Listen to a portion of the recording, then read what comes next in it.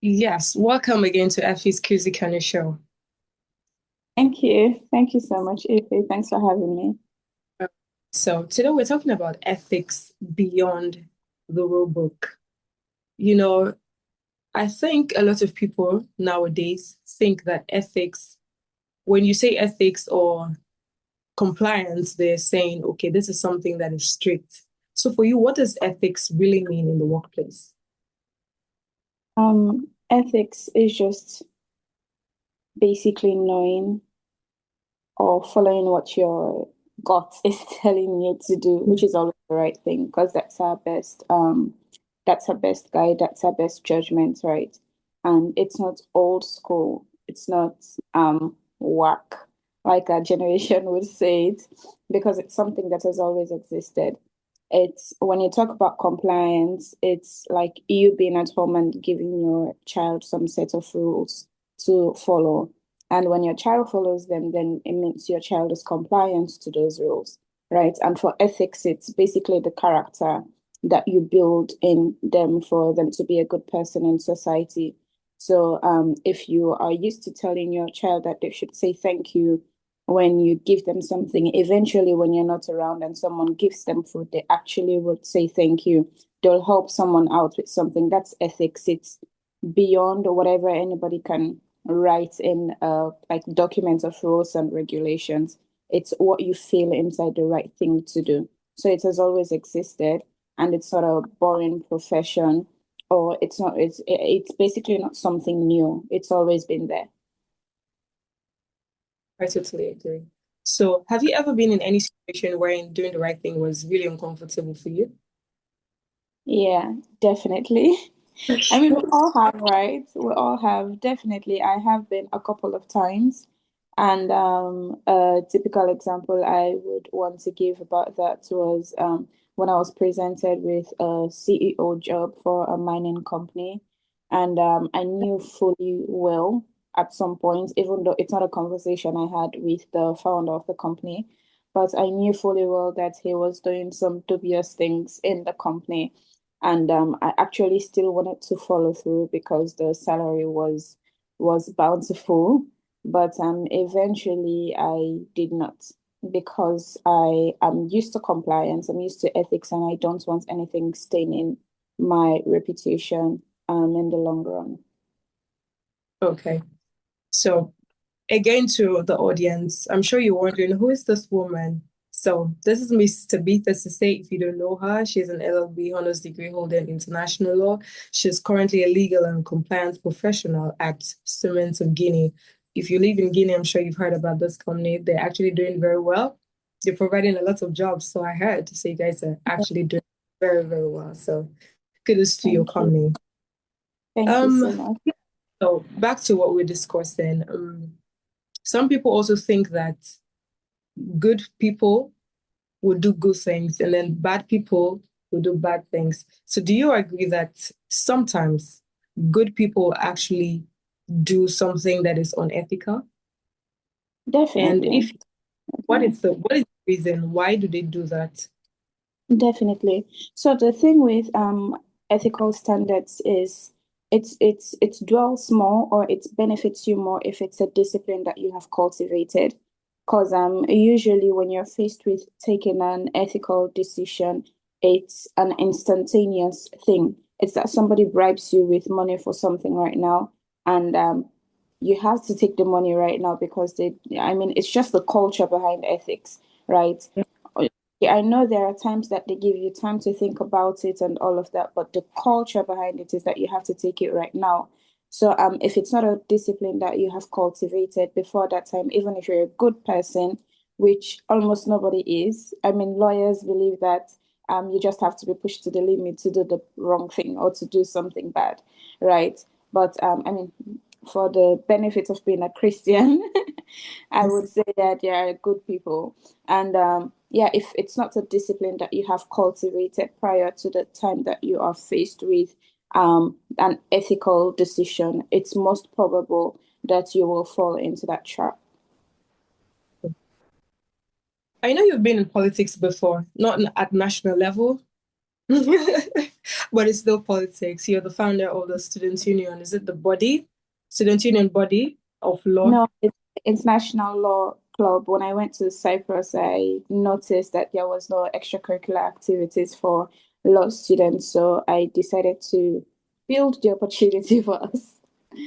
Eh, That was And very I was into the school politics as well with the student union, faculty president, department president, and all of that.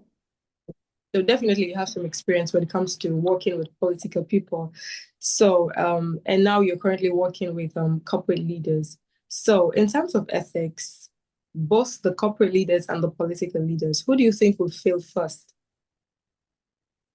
Who do I think will fail first? I think there are two sides of the coin to that. I wouldn't rush to say political leaders, even though they are, but I'll explain because there is every tendency that corporate leaders will also fall into that. The difference between the corporate and the political leaders, if I'm to put both of them on a scale and definitely have to choose one, I mean, I'd go for political leaders because the difference between them is that with corporate leaders they have built a level of discipline over time. I'm not saying that there aren't some that are corrupt. I'm not saying that there aren't some financial directors or logistics because that's usually the biggest room for corruption, procurement department.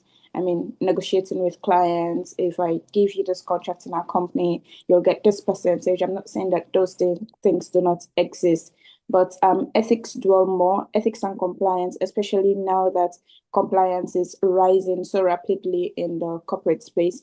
Ethics and compliance dwells more in the corporate space than it does in the political space. So because of that, corporate leaders have built some level of discipline, like an experience that I was sharing earlier on about how I was at some point in my career, earlier in my career, I was getting a bit dubious with money that I did not really like.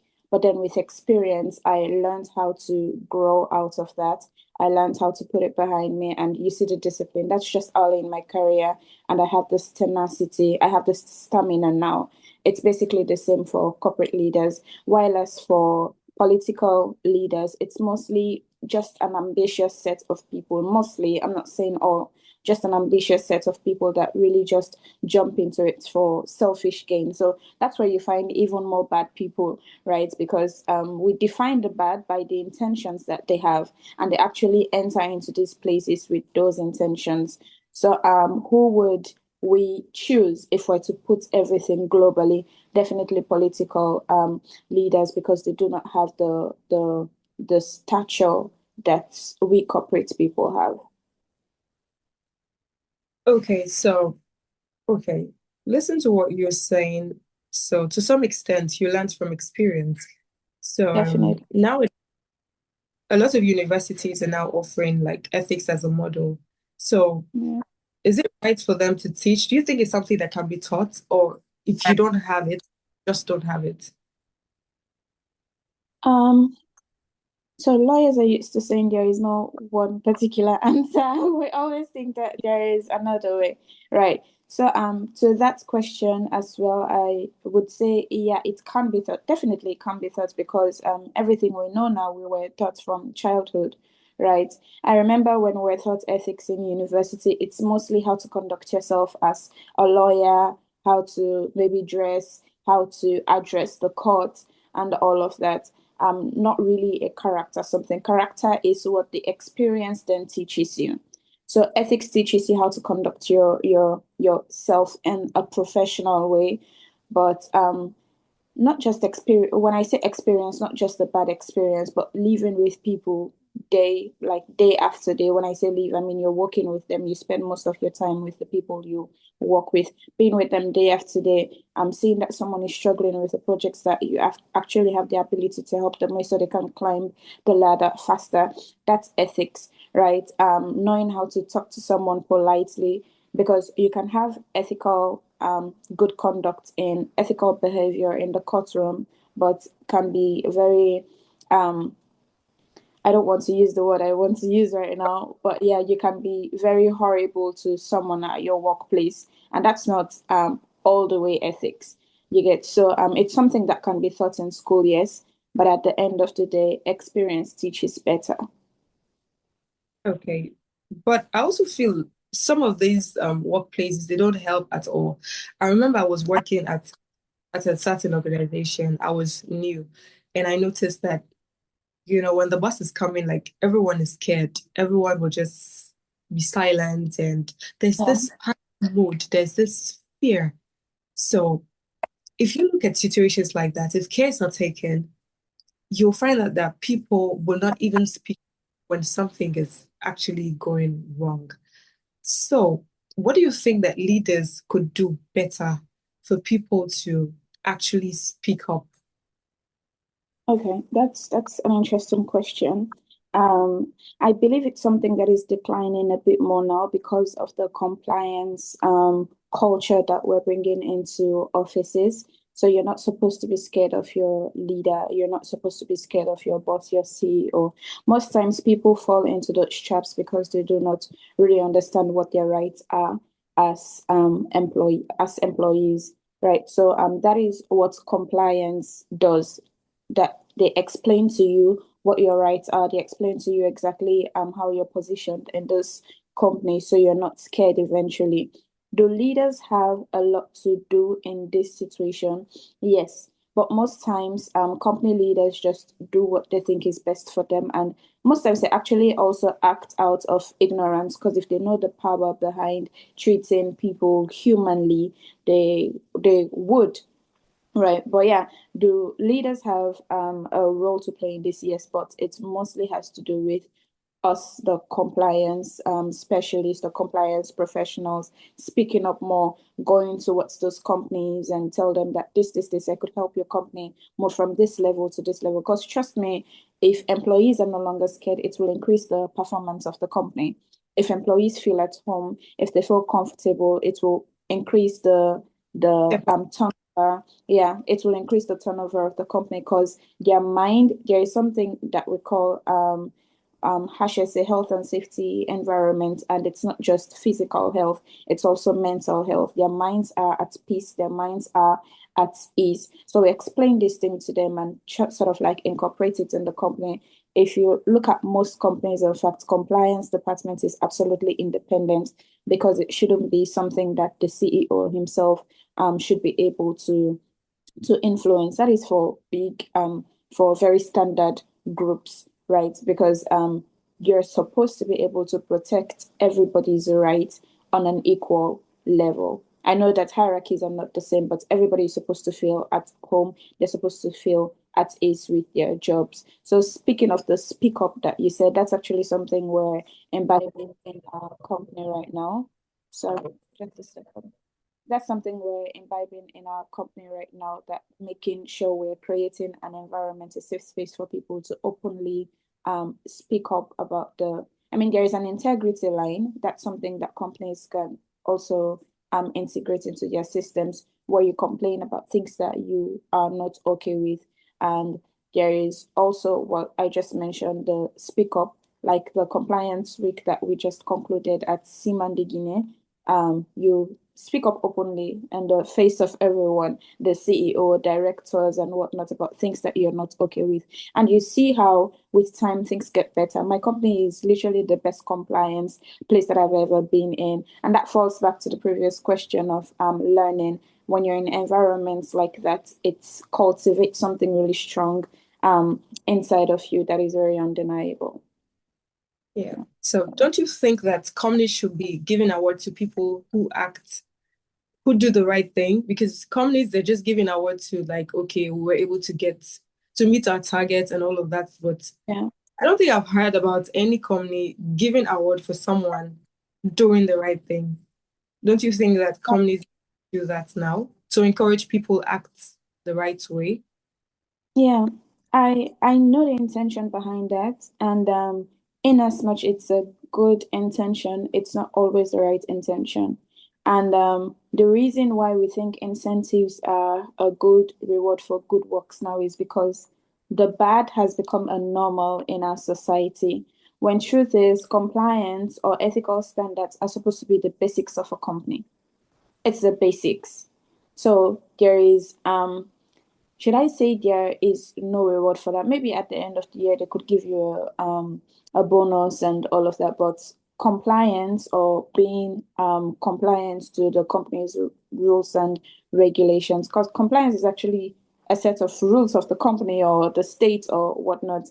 The state does not reward you for being a good citizen.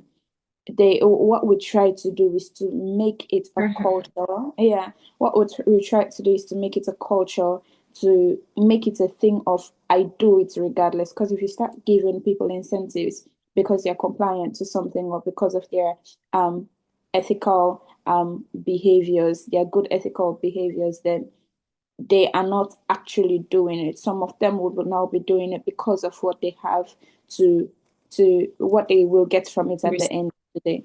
Yeah, they will be doing it because of what they will get from it at the end of the day. You don't train your child to be a good person because you want to give them a house tomorrow. No, it's that you want that to be their character. You want it to be the basics of their lives. I totally agree with you. Okay, young professionals like us, they're mostly scared to do the right thing because they feel that they will lose opportunity. What advice would you give to fellow young professionals? Um, I'm someone that loves reading, and I know how much power there is in knowledge, right? So, knowing exactly, especially as young people now, we have lots of opportunities around us, not just to And develop. temptation. Yeah, yeah. We have lots of activities, not just to develop us professionally, but even personally as well. I say that because when you know your rights, especially as a young person who, trust me, you have no idea how much power we have as youths right now. When you talk about creatives here and there, what we've been hearing everywhere around us, it has to do with the youths, right? So when you know exactly who you are, you know exactly what your rights are. It reduces your attention. It reduces the attention that you put to opportunities that you do not have, or what could or fear, or what could happen to you in a workplace. Because I know that this boss is not supposed to do this to me. I remember earlier this year, a friend contacted me for a job in Sierra Leone, and apparently I was supposed to work with someone that would most probably compromise my job. When I say compromise, I mean make life difficult for me because of um a history I had had with someone else. And I was talking to my friend, I'm like, no. I mean, after all, besides the fact that I am a lawyer, I know my rights. I know what you're not supposed to do to me. I know that if this is happening, I have to report to labor law, and they're going to like you're dead. Your career is dead. But most people don't know this. So get knowledge. That's the first thing. Get knowledge. Know exactly what your rights are. It will save you a whole lot. And secondly, we're not out of opportunities as youths. There are so many ways to make money nowadays. There are so many ways you could build your career. There are platforms that you can learn from. As much as ChatGPT is banalized now, there is so much that you can learn from it. There is YouTube. There are trades that you can learn and actually make something for yourself. So the main problem is that we're ignorant and just lazy, to be honest, because there are no excuses nowadays. There are no excuses. I'm not saying I have it all figured out because there are people that really struggle, but trust me, if they can put just one more foot forward, they'll figure it out. Yeah, yeah. Okay. We decided to go beyond the shores of Sierra Leone. You're in Guinea. So Yeah. let's talk about Africa. We have a lot of leaders in Africa. What do you think is the problem? Is it ethics or is it just the system? I don't know if I should say both again. I think I've said both a lot, but for that one, they go hand in hand because for a system to be good, a system to be functional, that's the word. For a system to be functional, you need to have good leaders that uphold the values of that system. And for you to have a good society as well, you need to have a good system that carries them along. So you cannot have a good society without a good structure that guides the people. So they go hand in hand. You need to have a good system in place, and with that strong system that you have put in place, you also need to what's the word, have good leaders with proper ethical standards to carry them along. It's basically like what I was explaining about the company that I wanted to work with. I was writing all the procedures, I was doing everything that we are supposed to be working with because I'm in compliance. So that would have been a plus to the company. But then I was seeing that the CEO was doing something else that would eventually, not the CEO, the founder was doing something else that would eventually compromise us. So no matter how strong I would have fixed that system, if those executing it or those giving the last word for it are not on the same page as me, it will not work. So it's both going hand in hand. Now, as women, do you think we face a different ethical challenge as Yeah, women? definitely. Definitely. I love women, right? I mean, organizing stuff for women and all of that. But sometimes I, I'm scared that we victimize ourselves way too much, especially in this generation. It goes to what I said earlier on about youths, the opportunities that are made available for us now. We say that women are faced with a lot of harassment and whatnot in the workplace or anywhere generally. But Euphemia, we also have a choice. We do. Yes, we We do. have a choice. But if you can be honest with me, most ladies don't want to make that choice now. People just want the shortcut, especially Yeah. ladies, because they think you're beautiful, because you think you can earn something or you can get something without actually working for it. They just basically choose that route. So is there any difference between us and men in the corporate space? Anything that we're struggling with?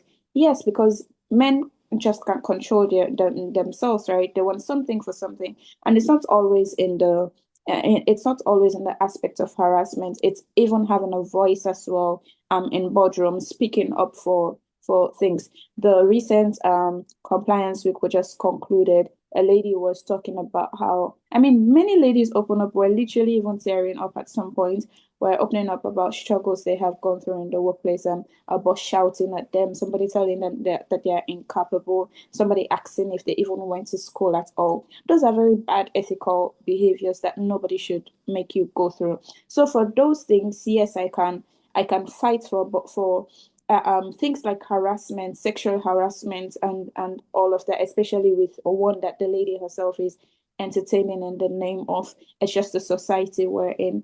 No, there's no excuse for that. There's no excuse for that. So ladies deal with challenges, challenges like having a voice for yourself, challenges like climbing the ladder. It's very difficult because we're in a male dominated space, and the cultural notion, especially here in Africa, is still in the minds of men that when I'm speaking, a woman should not speak, or who is a woman to come and be heard over me. Those are still little bits of challenges here and there. But with all the speaking up culture that we have everywhere now, with all the movements, with all the United Nations and whatnot, it's very easy as well to just publish one thing, and you will see everybody will take it on. And if it's a company and their company is at stake, trust me, they will try to settle you as fast as possible. I mean, I'm in the legal space and I know how these things work. When the government is always on the side of the weaker person, so once they see that you are protesting against them, they will try to shut it down. When I mean shut it down, settle you as soon as possible so it does not become a big deal. Yeah. All right.